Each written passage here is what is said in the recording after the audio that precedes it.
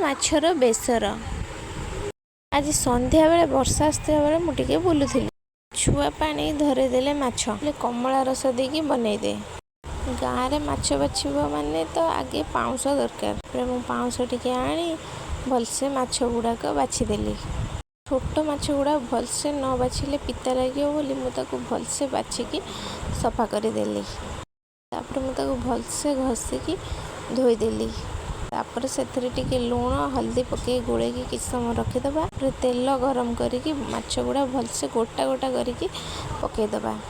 କିଛି ସମୟ ତେଲରେ ଭାଜି ହେଇସାରିବା ପରେ ତାକୁ ଭଲସେ ଏପଟ ସେପଟ କରି ଭାଜିକି ଚାପ ଦେଇକି ଭାଜିଦେବା। ତା ପାଇଁ ଅଦା ରସୁଣ ଜିରା ସୋରିଷ ପିଆଜ ଦେବା। ଗୋଟେ କମଳାକୁ ଭଲସେ ଛଡ଼େଇକି ଚିପୁଡ଼ି ଦେବା।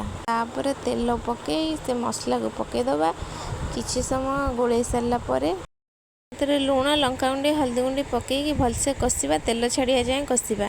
ତାପରେ ସେଥିରେ ଟିକେ ପାଣି ଦେଇଦେବା। ପାଣି ଫୁଟିଲା ପରେ ଭଜାଇକି ରଖିଥିବା ମାଛକୁ ପକାଇଦେବା।